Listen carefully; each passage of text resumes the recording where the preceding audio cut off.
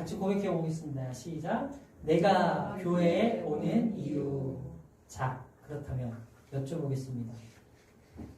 우리 성도님들 오늘 교회 일단 잘 오셨습니다. 왜 오셨습니까? 어떤 이유로 오셨습니까? 한번 스스로에게 답변해 보시겠습니까? 나 자신에게 말고 누군가에게 내가 대답한다면 갑자기 제가 마이크를 딱 들이대고 왜 오셨나요 오늘? 그러면 뭐라고 인터뷰하실 것인지. 뭐 종교적인 언어일 수도 있고요, 개인적인 이유일 수도 있죠. 근데 이번에는 그렇게 딱 생각했을 때 딱 말할 수 있는 답 말고 딱 생각해서 깊이 있이 생각해보고 그리고 깊이 있이 답한다면 뭐라고 답하겠습니까? 한번 이 부분은 스스로에게 답해볼 수 있길 바랍니다. 나는 오늘 왜 교회에 왔지? 어떤 마음으로 왔냐를 물어보는 것일 수도 있지만 내 마음에 있는 어떤 동기, 목적을 여쭤보고 싶은 거예요. 나는 오늘 왜 교회에 왔지? 사실 깊이 생각하다 보면은 죄송하지만 제 생각 속에서도 목사라서 왔지 이 생각도 스쳐 지나갑니다. 그래서 그 스쳐 지나가는 생각들 중에 그것들을 이제 해석하시는 거죠. 정리하시는 거죠. 그래서 이런 생각도 있고 저런 생각도 있고 그런 이유도 있지만 그 가운데 내 마음은 이런 마음입니다. 그래서 저 스스로에게 낯을 대답했다면 이번에는 어디로? 하나님 앞으로 가져가 봅시다. 하나님이 나에게 물어보신다면 사랑하는 내 아들아, 내 딸아, 너는 어떤 마음으로 내게 왔니? 근데 잘 생각해 보세요. 이미지를 그려보세요. 막 재판 받는데 자리에 내가 딱 서 있고 내가 심판받기 위해서 재판관이신 하나님 내 앞에 지금 심판하려고 물어보시는 것이 아니라 하나님이 나 혼내시려고 회초리 딱 들고 너 오늘 교회 왜 왔어라고 그러시는 게 아니라 턱을 탁 들고 이렇게 발을 동동동 구르시면서 정말 사랑이 겨워서 아들과 딸을 바라볼 때 코를 흘려도 좋고 쉬를 해도 좋고 그런 마음 가운데 나를 바라보면서 야 너는 오늘 교회 어떤 마음으로 왔어? 라고 하나님 물어보신다면 우리가 마음이 편해질 수 있잖아요. 뭐든지 얘기할 수 있잖아요. 그분한테 잘 보이려고 애쓰지 않아도 되잖아요. 뭐라고 대답하고 싶으십니까? 다 아시는 그분에게 하나님 앞에 그것을 나름대로 답할 수 있기를 축복드립니다. 그게요 종교적이지 않아도 괜찮아요. 그게요 남들은 모르는 하나님만 아는 그런 이유여도 괜찮아요. 그게요 나조차도 스스로 내가 왜 왔지라는 것을 모르지만 그냥 주님께 아시지요 라고 말할 수만 있어도 괜찮아요. 제가 드리고자 하는 말은 말할 수 있어야 한다라는 거예요. 감춰두는 것이 아니라. 아멘. 나의 믿음의 수준 안에서 내가 할 수 있는 수준 안에서 그 고백을 할 수 있기를 축복드립니다. 사실 어떻게 보면 우리가 교회에 오는 이유는 여러 가지예요. 그래서 여기에서부터 저 끝까지 따져본다면 누군가는 습관으로 오셨을 거예요. 주일이니까 왔을 수도 있어요. 어떤 사람은 마음이 힘드니까 위로받고 싶어서 어디 마음 둘 곳 없나? 교회 가면은 환대해 줄 겁니다. 또 어떤 분은 야 그래도 내가 지난주에 받은 그 은혜가 너무 감사하고 한 주 동안 살은 그 은혜에 감사하고 주님을 만나고 싶은 그 마음에 예배 감격을 찾고 싶은 마음에 그 감사를 표현하고 싶어서 오신 분도 있을 겁니다.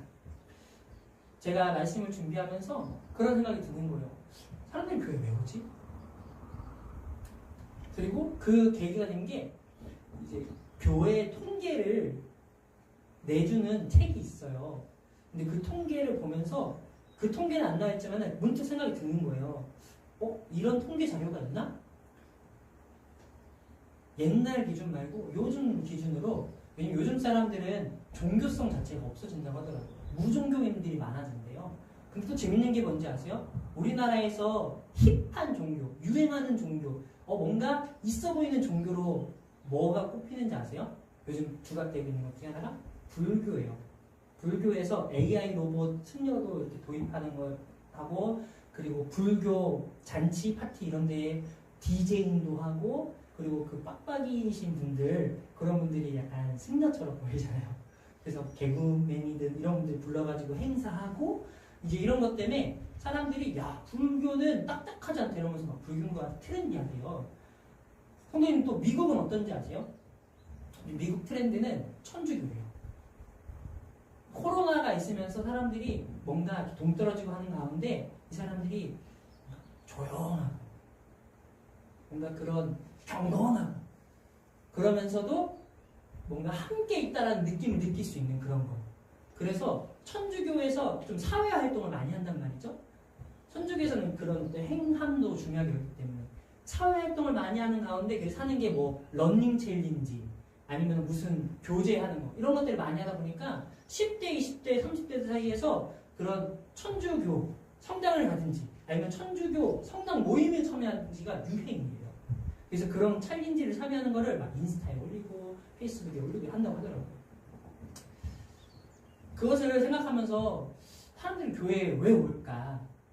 자기 취향 따라 가기도 하는데 왜 굳이 교회에 올까? 궁금한 거예요. 찾아보니까 새신자가 교회에 오는 76%의 사람들, 그 사람들이 왜 오냐면은 인생이 감당하기 어려운 고난을 겪을 때 교회를 찾더라고요. 한번 저도 그랬어요. 모태신앙이라고 하는 사람들도요, 언제 주님을 진짜 만나요? 내 인생에 위기가 있을 때 진짜 주님을 찾게 되거든요. 근데 저는 사실 모태신앙이라는 말보다도 그냥 신앙의 2대째라고 표현하고 싶은데 그런 것 같아요. 어떤 재정적인 어려움, 또 관계의 파탄, 아니면 건강의 문제, 인생의 허무함 이런 것들 때문에. 그러니까 우리들의 대부분은요 어떤 거창한 신학적인 확신이 있어서 교회에 온 것이 아니라 삶이 힘드니까, 마음이 지치니까, 어딘가 기댈 곳이 필요하니까 오는 사람들이 많다라는 거예요. 물론 이 통계는 새신자를 기준으로 한 것이지만 사실 기신자는 다를까요? 그래서 저는 이 질문을 던져보고 싶어요. 뭐냐면 이런 이유로 교회에 오는 게 잘하는 걸까요? 잘못된 걸까요? 그렇죠. 새신자 기준으로는 참 잘한 거죠. 너무 잘했죠. 환대받아 마땅하죠. 나그네를 대접할 줄 아는 게 주님을 대접하는 거라고 분명히 했거든요. 그런데 기신자 기준으로 한번 물어봅시다. 나 스스로에게, 다른 사람에게, 하물며 목사에게 한번 기준을 재봅시다. 이런 기준으로, 즉 다시 내 삶이 힘드니까 교회에 오고 기도 응답 받고 싶은 게 오니까 교회에 오고 한다면 그 이유는 잘못된 걸까요?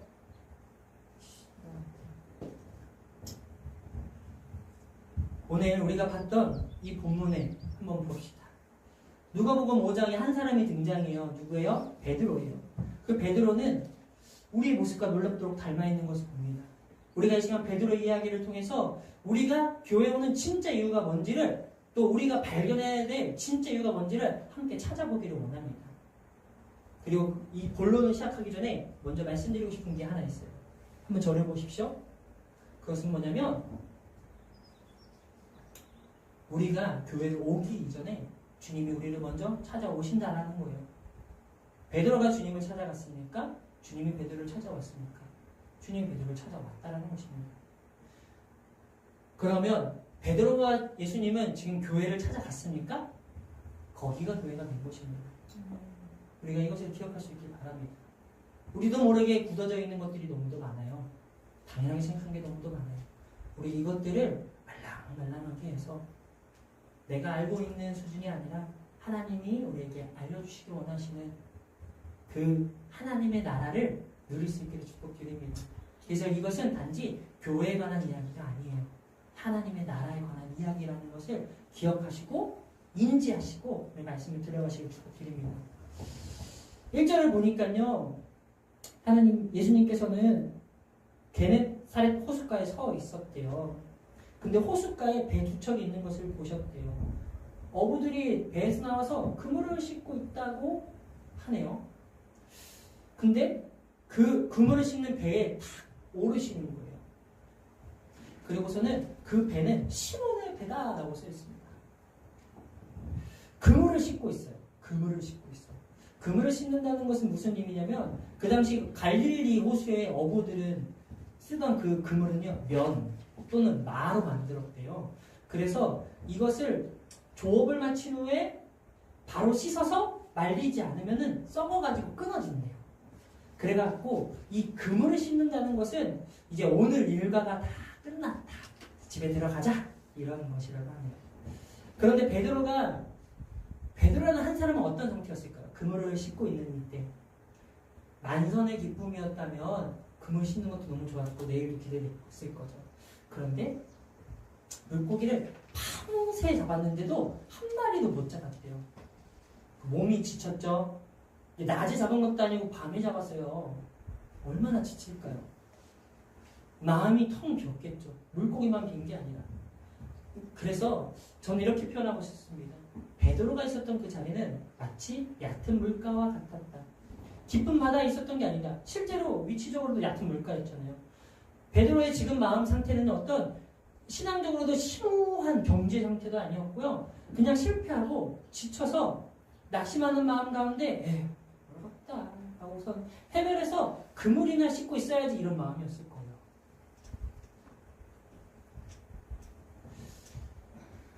우리도 그렇지 않을까요?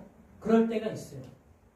밤새 수고해도 얻은 것이 없어서 막막하기도 하고 열심히 살았는데 손에 잡히는 것도 없고 기도도 했는데 응답이 없어서 하늘이 막힌 것만 같을 때 그물이 씻겨진 이 해변은요. 그래서 어떤 실패의 공간이고 피고함의 공간입니다. 그러나 성도님들 그 자리가 어디라고요? 예수님이 찾아오시는 자리였고 그것이 우리의 출발점이 되는 줄로 믿습니다. 성도님들은 지금 어느 자리에 계십니까? 베드로와 같은 자리가 있습니까? 그러면 주님을 만나고 이제 출발하는 그 자리라는 것을 기억하십시오. 예수님이 찾아오신다라는 거예요. 얕은 물가 같이 보이는 거 내가 봤을 때 저 사람은 왜 저런 이유로 교회에 오지? 나는 왜 아직도 이런 마음으로 교회 나오는 걸까? 좀 더 거룩하고 숭고한 이유로 내가 교회에 나와야 되지 않을까? 그런 제목으로 기도해야 되지 않을까? 좀 그럴듯한 기도 제목으로 기도해야 되지 않을까? 근데요, 주님은요, 그렇지 못한 베드로에게 찾아오셨다라는 거예요. 얕은 물가도 은혜의 자리를 아는 것입니다. 내 마음의 평안을 얻고 싶어서, 위로를 받고 싶어서 교회에 오셨습니까? 잘 오셨다라는 거예요. 아멘이십니까? 그리고 이것을 다른 사람한테 심장차만 적용할 것이 아니라 우리 스스로에게도 적용할 수 있어요.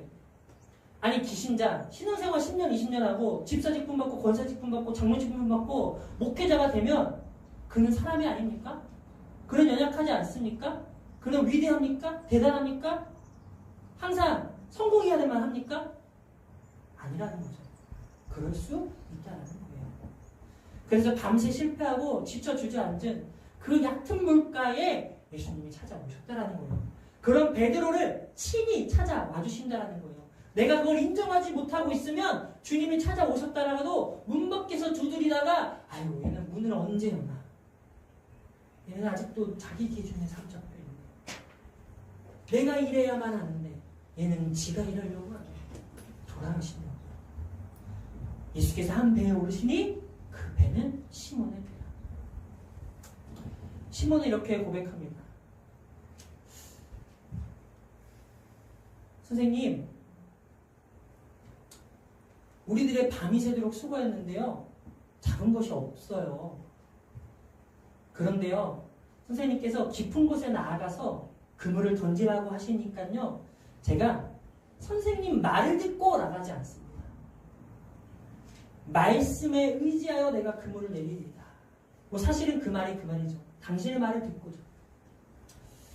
그래서 여기서는 사실은 우리가 오해하지 말아야 하는 게 하나님 말씀이다라고 오해하시면 안 돼요.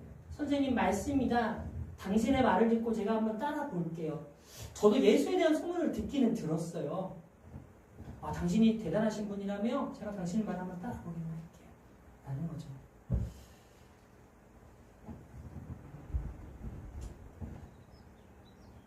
이 선생님이라는 이 단어가요. 에피스타타라는 단어인데 베드로가 예수님을 어떻게 바라보고 있는가를 볼 수 있는 장면이에요. 이거는 누가복음에만 등장하는 호칭입니다. 다른 복음서에는 나오지 않아요. 무슨 뜻이냐? 훌륭한 선생님이다 라는 거예요. 베드로가 볼 때 예수님은 그냥 훌륭한 선생님이었던 거예요. 같은 믿음인 거죠. 제가 당신의 말을 한번 믿어볼게요. 뭐예요? 당신을 훌륭한 선생님으로서 당신이 하는 말은 의미가 있고 뜻이 있을 테니까 제가 당신, 곧 사람이신 당신의 말을 믿어볼게요 라는 거예요. 당신이 능력이 있다는 것을 알아요. 그러나 나의 구원자라는 것을 믿지는 않아요. 제가 대단한 믿음이 있어서 믿는 것은 아니지만 그냥 한번 당신의 말을 따라볼게요. 왜요? 당신이 훌륭하시니까 한번 해볼게요. 정도의 마음이라는 거죠. 예수님께서는요, 이 땅에 왜 오셨어요? 베드로를 왜 만나 주시러 오셨어요? 당신이 메시아이고 구원자이심을 알려주시기 위해서였어요. 당신이 하나님의 아들이심을 드러내기 위하심이었어요. 근데 그런 예수님을 두고 베드로가 뭐라고 부르고 있어요? 선생님이요. 따위로 부르고 있는 거예요. 예수님을 격하는 거예요. 그때 예수님이 뭐라고요? 야, 베드로야, 너 믿음이 그게 뭐니?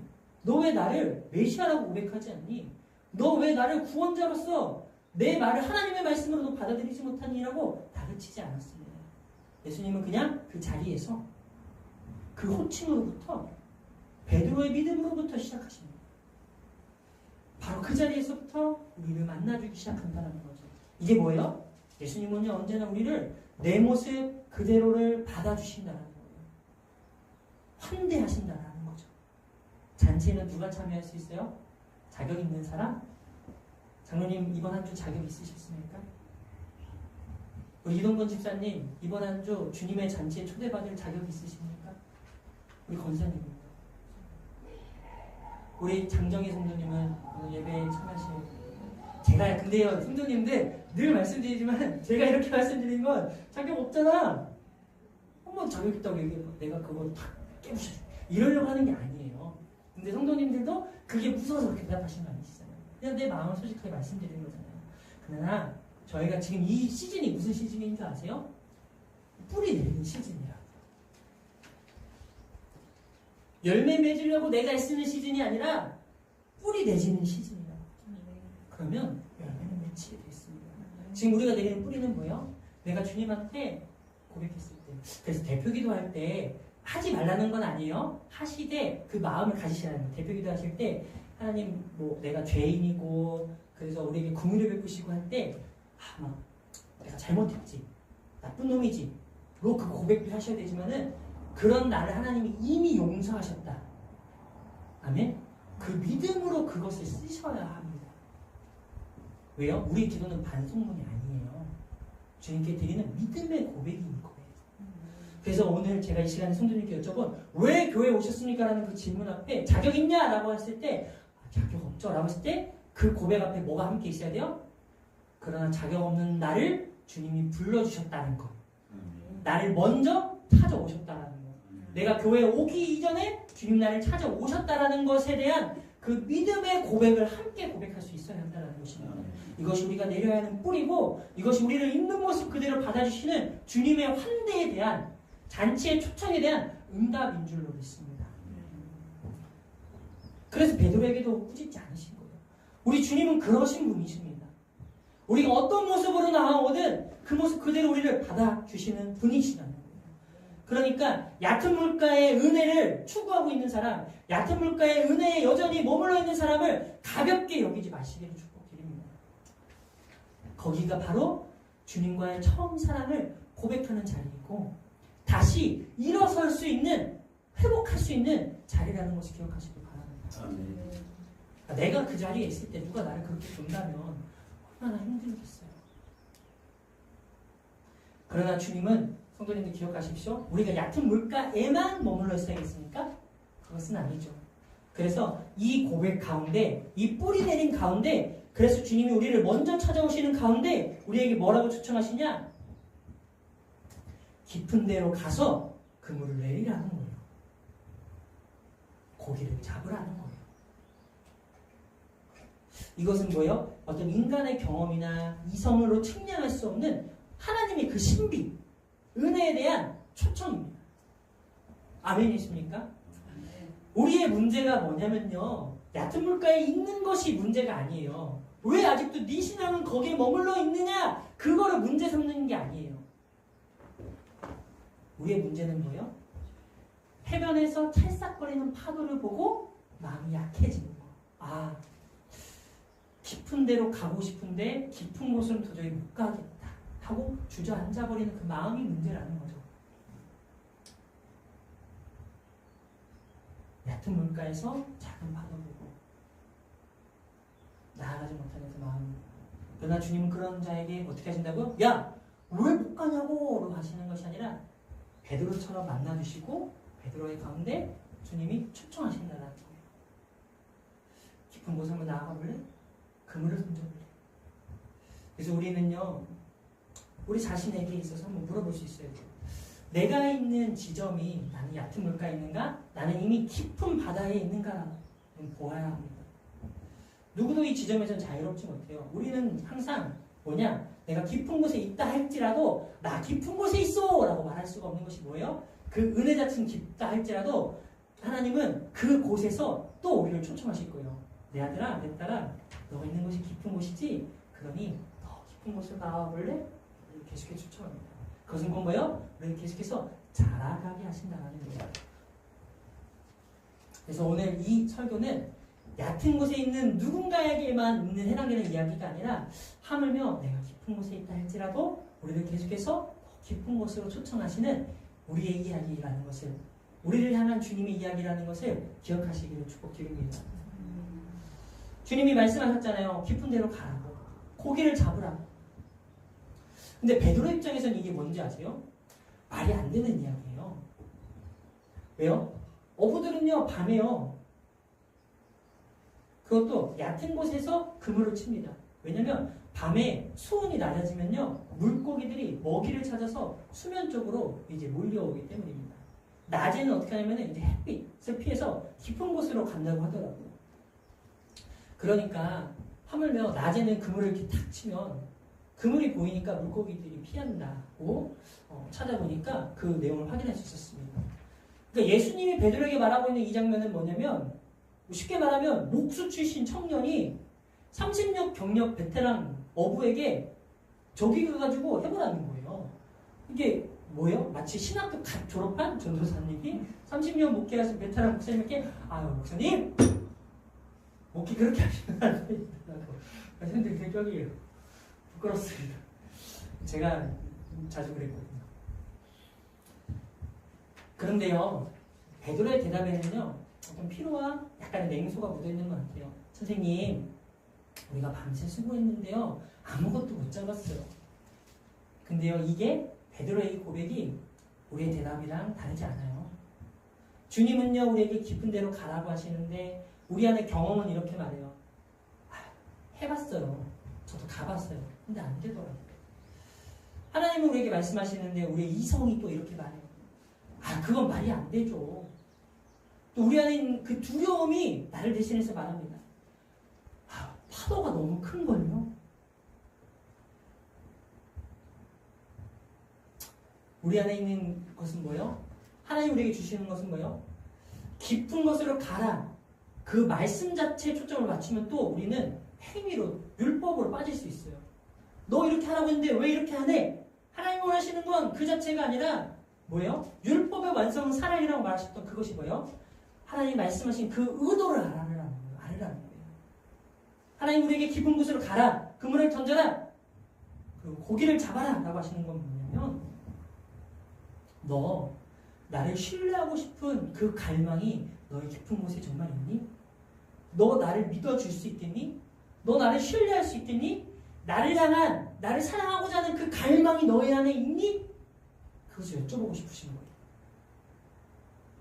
그래서 우리가 순종할 때 단지 순종하라니까 순종해야지 요 길로만 가면 나중에 와서 헤매게 됩니다. 왜요? 첫 단추를 잘못 끼게 되거든요. 우리의 첫 단추는 뭐가 돼야 돼요? 하나님을 더 알고 싶다라는 그 마음.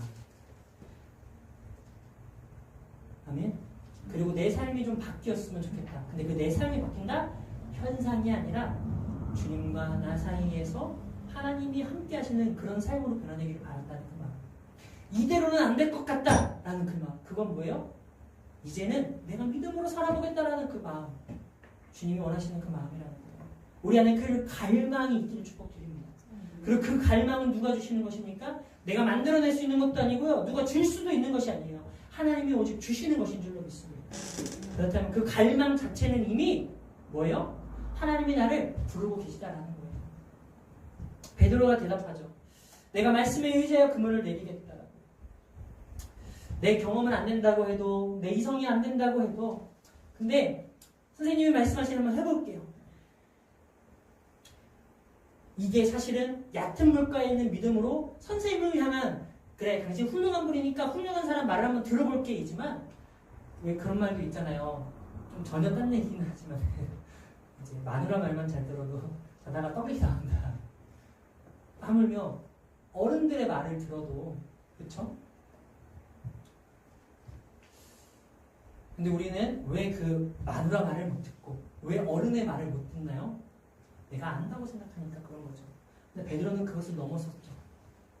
그리고 우리 성도님도 오늘 교회에 왔다라는 이거 얕은 믿음으로 나왔던 얕은 물가에 있다라 할지라도 그것이 이미 뛰어넘은 것입니다.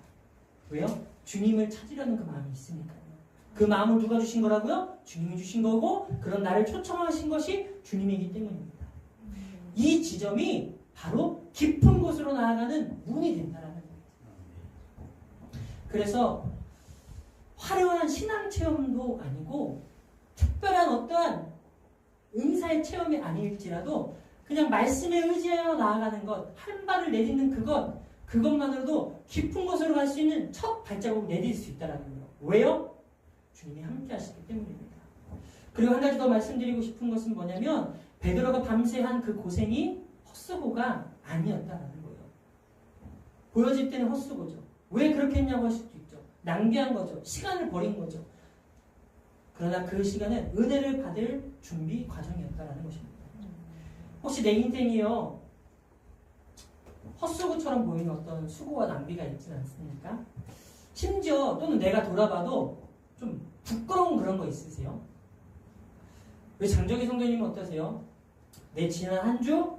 아니면 내 삶을 돌아보면 그건 그러지 말았어야 되는데 부끄러운 거 있으세요? 우리 이동근 집사님은 어떠세요? 야, 내가 이러지 말아야 되는데 내가 왜 이럴까라고 생각한 그런 것들이 혹시 있을까요? 근데 그것이 내가 생각해도 낭비였다 할지라도 주님 안에서 그것조차 은혜를 받을 준비의 시간이 되게 할 줄로 믿습니다. 마치 탕자가요 돼지 주염 열매를 돼지가 먹는 그 주염 열매를 먹을 때 돼지 사료죠. 그 바닥을 쳤을 때야 비로소 내가 일어나서 아버지께로 돌아가리라 했던 그 결단의 자리처럼 그러나 중요한 건 뭐예요? 그 자리에 그냥 머물러 있는 것이 아니라 내가 이러면 안 되는데 내가 이제 멈춰야 되는데 이걸 끊어내야 되는데 생각만 할 것이 아니라 내가 주님 돌아갈게요 라고 마음먹는 그 순간 얕은 물가라 할지라도 그 고백을 하는 그 순간이 깊은 곳으로 나아가는 문이 된다는 것을 기억하십시오. 그래서 그것이 뭐냐? 탕제가 돌아가야 할 때 그 마음을 먹었던 그 순간이 이미 아버지의 품이 그에게 와서 그를 아는 줄로 믿습니다. 그래서 우리는요 이미 주님 안에서 주님 앞에서 사랑받기에 충분한 사람이라는 것, 그분의 은혜를 받기에 충분한 존재라는 것을 믿으시기를 바랍니다. 베드로가 말씀에 의지해서 이제 그물을 내리죠. 그러니까요 어떻게 돼요? 그물이 찢어지게 돼요. 그렇게 하니 고기를 잡은 것이 심이 많아 그물이 찢어지는지라 2배를 채웠대요. 배가 잠길 정도였대요. 와, 얼마나 많이 잡았을까? 이것이요 깊은 곳에 가면 받게 되는 은혜입니다. 말씀에 의지해서 한 발 내딛게 되는 그 자리에 부어지는 은혜라는 거예요. 성도님들 지금 내가 있는 그 자리에서 주님께 반응하십시오. 한 발 내딛으십시오. 깊은 곳에 은혜가 올 줄 믿습니다. 그리고 이제 오늘 설교의 클라이맥스는 뭐냐? 이제 시몬 베드로의 고백입니다. 이를 보고 예수의 무릎 아래 엎드려 이르되 주여 나를 떠나소서 나는 죄인이소로도이다 라고 고백합니다. 뭐라고요? 주여 나를 떠나소서 나는 죄인입니다 라고 고백해요. 왜 이렇게 고백하지? 이걸 읽을 때 좀 이상한데 싶으셔야 돼요. 지금 베드로는 어떤 상황이에요? 대박이 난 상태예요. 대박이 났다고, 대박이. 인생 최고의 어획량을 기록했어요. 어디 가서 자랑해도 뒤지지 않을 만한 신기록을 세웠습니다. 베드로는 근데 주님 감사합니다. 야 대박이에요. 지금 한 번만 더 해주세요. 내일도 찾아와 주세요. 이렇게 한 게 아니라 일단은 뭐요? 호칭이 바뀌었어요. 에피스타타. 선생님이 아니라 퀴리. 주님으로 바뀌어요. 주님. 이 퀴리에, 이건 퀴리오스라는 건데 이거는 뭐냐면 하나님을 가리킬 때 쓰는 신적인 호칭이에요. 그러니까 베드로는 이제 예수님을 뭐라고 보고 있는 거예요? 단순히 훌륭한 선생님이 아닌 거예요. 그러니까 누가복음에 누가 이걸 일부러 의도적으로 기록한 거죠. 그래서 이제 뭐라고? 당신 나의 주님이십니다. 와, 나의 주. 아멘. 나에게도 이 고백이 있길 바랍니다. 그리고 베드로가 고백하는 나는 죄인이다 라고 고백하는 그것이요 단지 어떤 도덕적 죄책함을 말하는 것이 아닙니다. 이거는 거룩한 분 앞에 서게 되는 피조물의 떨림인 거예요. 이사야도요 성전 앞에서 하나님의 영광을 보고 뭐라고 했냐? 화로다 나여 망하게 되었도다 라고 고백했고요. 그리고 수많은 하나님의 사람들이 하나님의 임재 앞에 섰을 때 숨게 돼요. 피하게 돼요. 자신이 죄인인 걸 깨닫게 됩니다. 그래서 우리가 깊은 곳에서 하나님의 임재를 진짜 만나게 되시잖아요. 그럼 어떻게 하면 응답받았습니다. 복받았습니다. 주님 제가 풀렸습니다. 라고 말하게 되는 것이 아니라 거기서 끝나는 것이 아니라 반드시 이 고백이 따라옵니다. 주님 나는 죄인입니다. 주님만이 나의 주님이십니다라고 고백하게 된다는 거예요. 베드로는 하물며 야 대박이다라는 이 말도 없이 바로 이 고백 좀 격하게 표현하겠습니다. 때려 박는 거죠. 왜요? 그만큼 주님이 나에게 찾아온 은혜의 충격이 강했던 거예요. 성도님들에게 그 주님과의 추억이 있으십니까?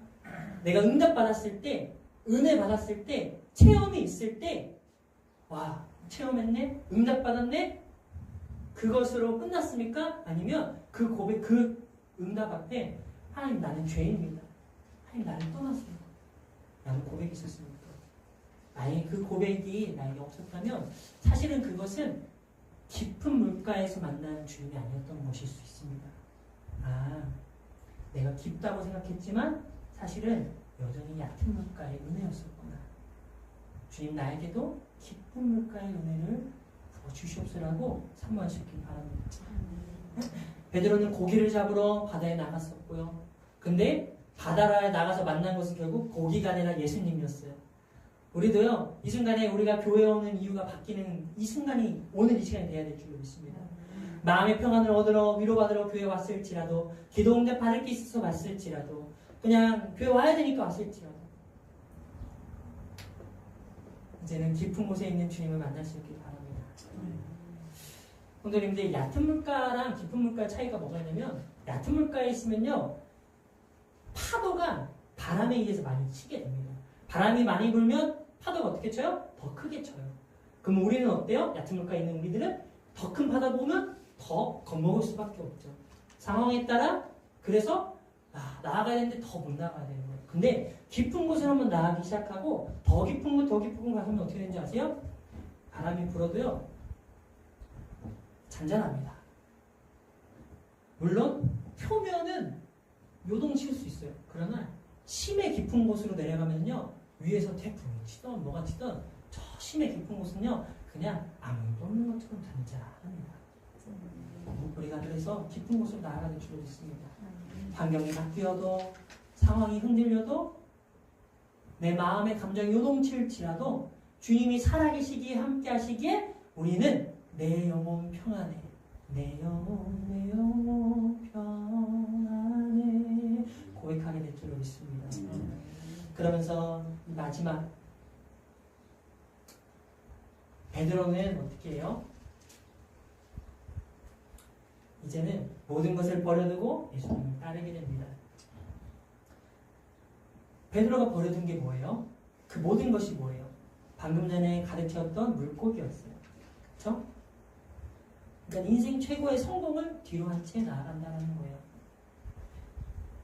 그래서 이 본문에 일어난 가장 큰 기적은 물고기를 잡은 것이 아니라 기도 응답받은 것이 아니라 베드로가 모든 것을 버려두고 따른 것이 가장 큰 기적입니다. 말씀을 마무리하겠습니다. 성도님들, 오늘 어떤 이유로 왔든지 간에 오늘 주님이 우리를 먼저 찾아와 주셨고 오늘 만나게 된 줄로 믿습니다. 그래서 우리가 이 얕은 물가에서 만난 그 주님을 인정하고 고백할 때 이제 깊은 물가로 가는 그 문이 열린 줄로 믿습니다. 내 인생 가운데 어떤 낭비가 있습니까? 끌어내고 싶은 무엇이 있습니까? 나도 아는데 내 마음에 어떤 외로움을 채우려고 어떤 성공을 하고 싶어서 잘 되고 싶어서 하나님이 기뻐하지 않는 그것을 내가 알면서도 반복하고 있는 것들이 있습니까? 이제는 그것을 끊어낼 수 있게 축복드립니다. 그것을 내가 끊으려고 한 그 행동 이전에 이제 내가 주님께로 돌아가야지 라고 마음을 먹는 그 순간 그것이 문을 여는 것임을 기억하시기를 바랍니다. 그럴 때 우리가 그렇게 뿌리를 내릴 때 주님께서 우리의 삶에 반드시 하나님께서 우리에게 주시기 원하시는 열매가 맺혀지기를 보게 될 줄로 믿습니다. 기도하겠습니다. 아버지 하나님 감사합니다.